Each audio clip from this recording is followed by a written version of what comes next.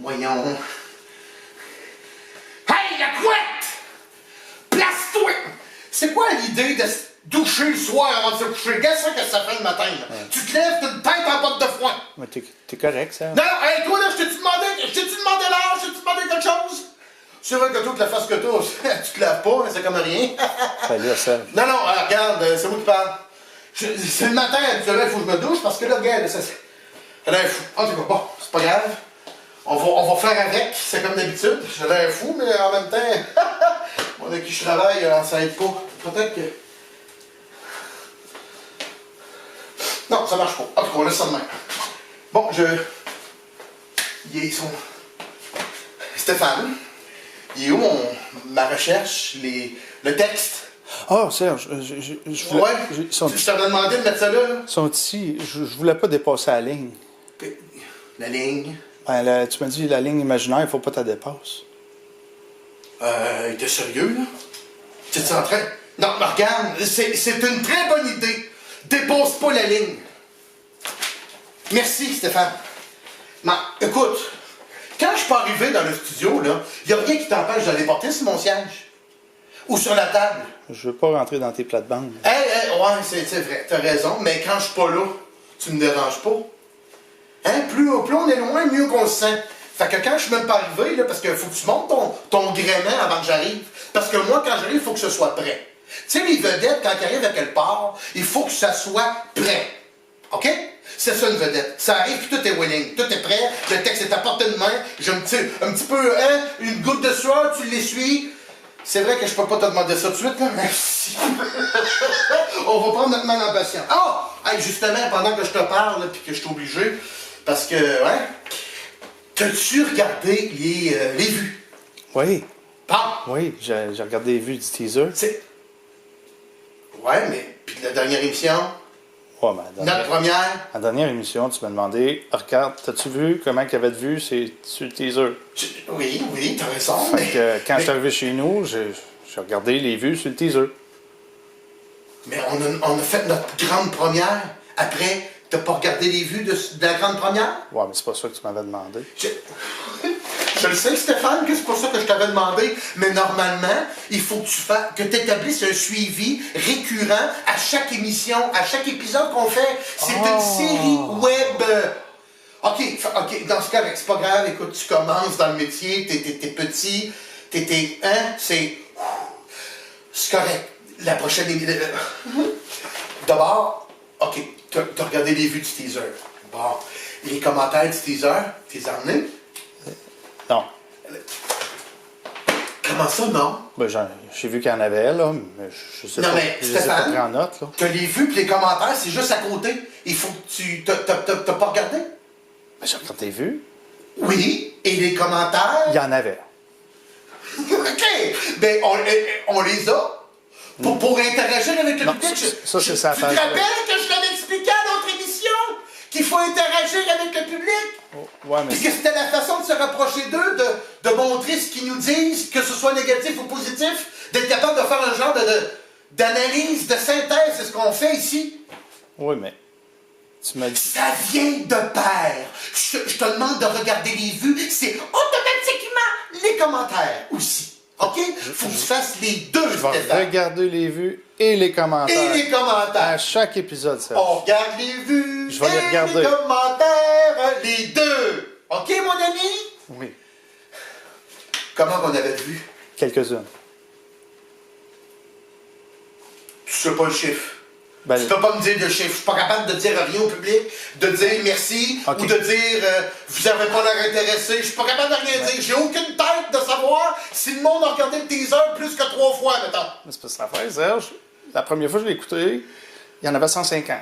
La deuxième fois, il y en avait 243.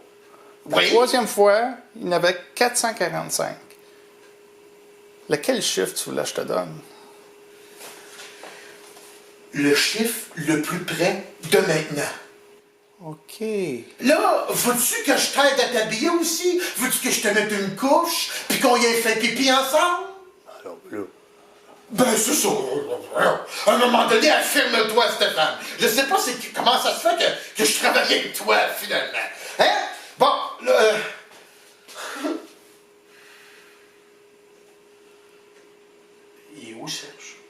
Serge, là, il file pas, là.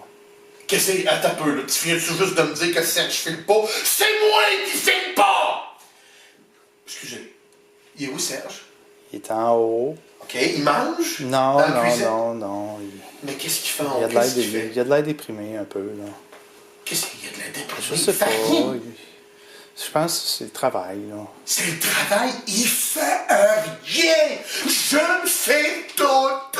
C'est moi qui t'ai cherché ça, c'est moi qui t'explique ta job, c'est moi qui fais l'animation, c'est moi le meilleur! Il fout rien, qu'est-ce que c'est? Il a eu trop de travail, il est pas capable de subir la pression, c'est quoi là? Peut-être un petit peu de tout ça. Je base. C'est pas facile, là, ça. Qu'est-ce qui est pas facile de faire une émission web? Ouais, ça, c'est facile, là. C'est... OK. Ce que moi je fais, c'est facile. Puis ce que toi tu fais, c'est difficile. Puis ce que l'autre WRE fait, c'est-à-dire rien, ça c'est difficile aussi. Alors, c'est ça ton analyse? Je sais plus. Là, je me demande comment ça se fait, je te parle. Je vais finir en prison. Je vais probablement avoir besoin de quelqu'un qui vienne me porter des oranges dans pas long. Parce que je sais pas, j'ai l'impression que je travaille avec deux incompétents. Deux tâches. Bon. Fait que là, tu me dis qu'il file pas. Fait que là, il faut que je le prenne avec des pincettes, je suppose. Ben... Parce qu'il va arriver ici amorphe par moitié mort. Ouais, ça serait à peu près ça qui va arriver. Et que je file pas pour prendre quelqu'un tendre avec des gants blancs, mais on va le faire. On va le faire parce que c'est quoi? Moi, j'ai le public tatoué sur le cœur. Moi, je suis quelqu'un de professionnel, puis je vais vous le prouver. OK? Pas à toi, là, parce que toi, c'est comme si je prouverais ça à rien. Mais on va le prouver au monde qui écoute. Je sais pas combien, parce que monsieur n'a pas checké. Mais c'est pas grave. OK? Je vais être professionnel. Hey, il s'en vient-tu? Ben, il s'en vient quand? Il va descendre, là. Là, je l'entends, là. Ah, bon, il s'en vient. Parfait. Inquiète-toi pas. Je vais faire, moi, être professionnel. Ah, il est là. Il s'en vient.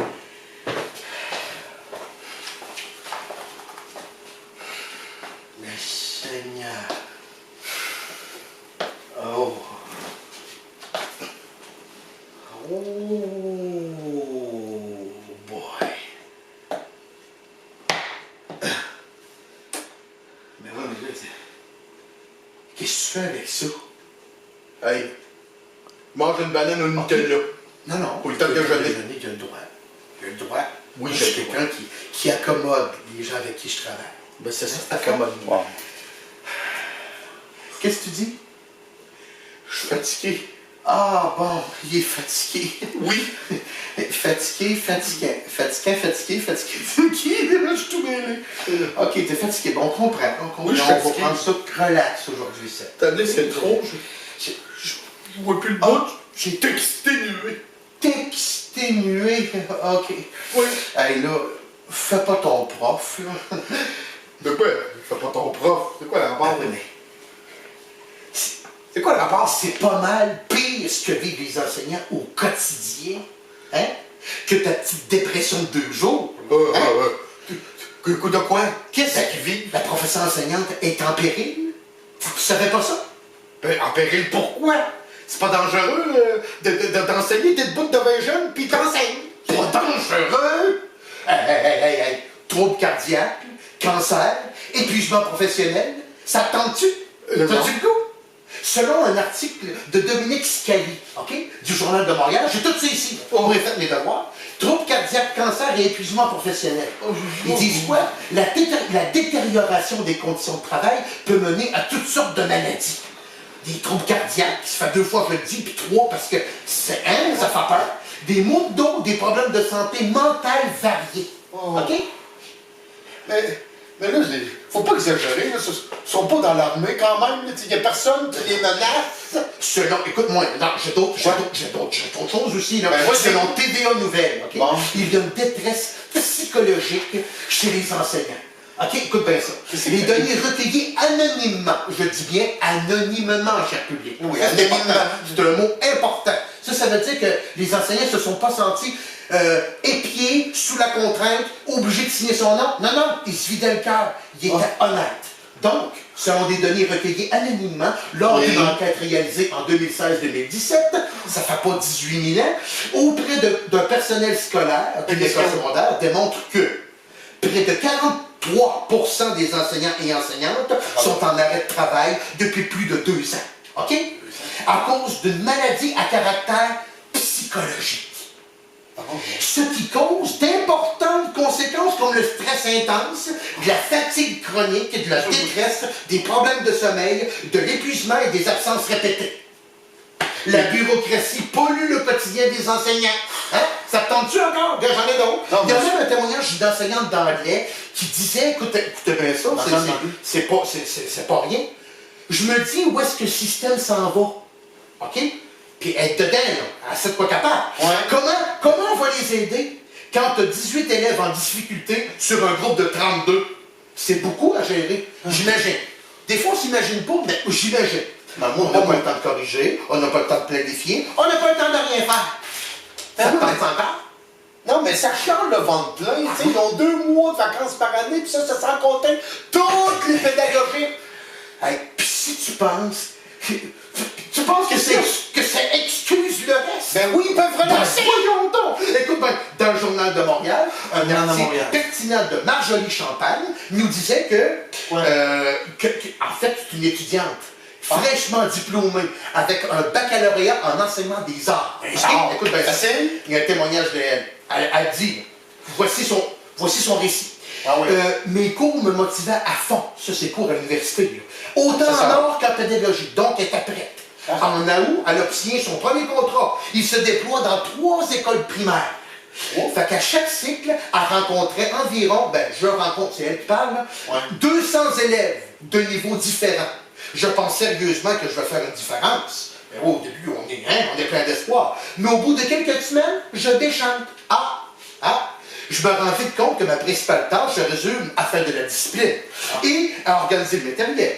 Ce qui correspond en gros à faire du ménage. Sur une période de 60 minutes, je calcule enseigner en moyenne 35 minutes. Le reste du temps, c'est cool à aider les jeunes à enlever leur habit de neige, à mettre leurs bottes, enlever leurs bottes selon les saisons, à m'assurer que tout se fasse en silence, à répéter que tout doit se faire en silence, et à répéter qu'il faut garder le silence.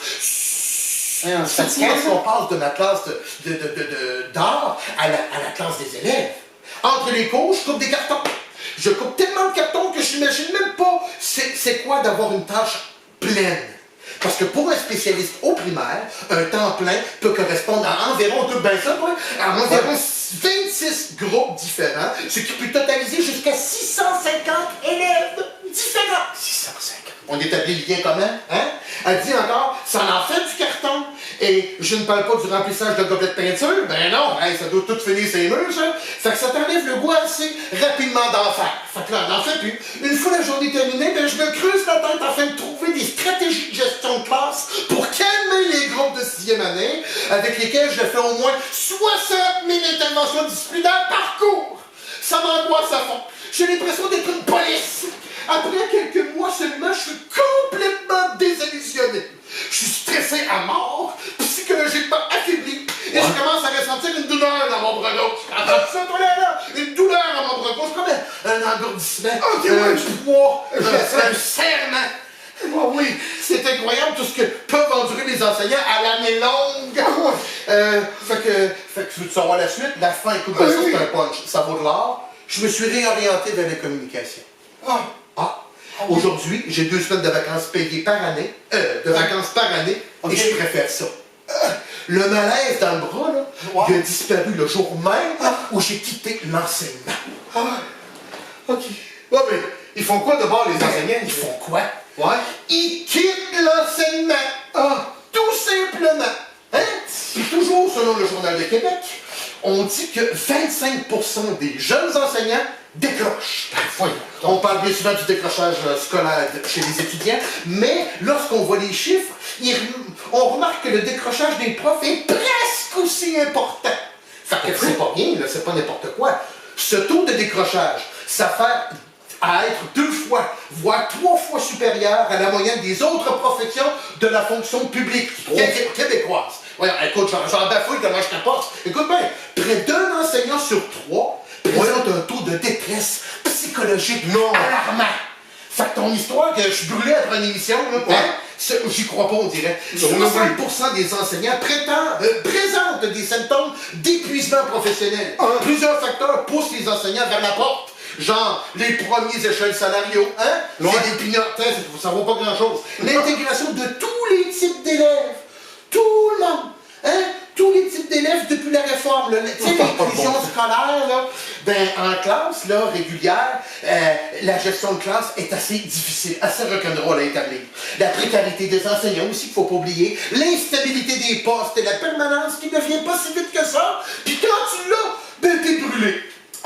Ben oui, mais qu'est-ce qu'il fait le gouvernement? Qu'est-ce qu'ils font les syndicats? Rien! C'est drôle, mais je suis moins fatigué que tantôt. Moi, je me plaignais pour rien tantôt. Ah ouais? Ben là, c'est moi qui est brûlé. Je suis brûlé, je sais pas. Juste d'avoir lu ça, c'est peut-être parce que je suis assis sur le poêle, mais je suis brûlé. Pensons pas que le système est parfait, n'oubliez pas ça. Ah non, pensons pas ça. Il est peut-être plus compatible avec le monde d'aujourd'hui. Ça marche peut-être plus, là.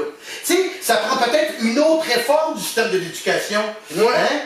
Ça serait peut-être nécessaire, là. Tu sais, là, on le sait, là. Ça fait longtemps au Québec qu'on le sait, qu'on fait fausse route. Fait que, au lieu de rouler dans le champ, dans le gravel, sur le terre-plein, on va pouvoir enfin s'enligner sans les gens. Juste pour se faire frapper. C'est ça? Bon. Allez, regarde l'autre, regarde l'autre qui n'a rien compris encore. C'est peut-être une image. Une image. Oui. Bon. Mais juste pour vous dire que on a seulement survolé le sujet. Imaginez ce que c'est dans les classes au quotidien. Quand on n'est pas dans X-Files, là. Ça va être l'enfer. Tu sais, juste pour... En tout cas, chapeau, je vais juste finir avec ça, chapeau à tous les enseignants. Écoute, vous avez mon admiration. Vous avez toute notre admiration. Ben oui, je viens de le dire. Puis écoute, attends un peu, là. T'avais pas dit que... De quoi? T'avais pas dit que tu mangeais une banane au Nutella? Ben, qu'est-ce que tu penses que je fais, là? Ben, tu manges du Nutella à la cuillère, puis pas de banane. Non, puis plus de banane. Tu sais, je l'ai tossé parce que sinon, ça goûte trop. Ça goûte trop quoi? La banane? Ok. Bon, mesdames et messieurs, à la prochaine pour une prochaine épisode de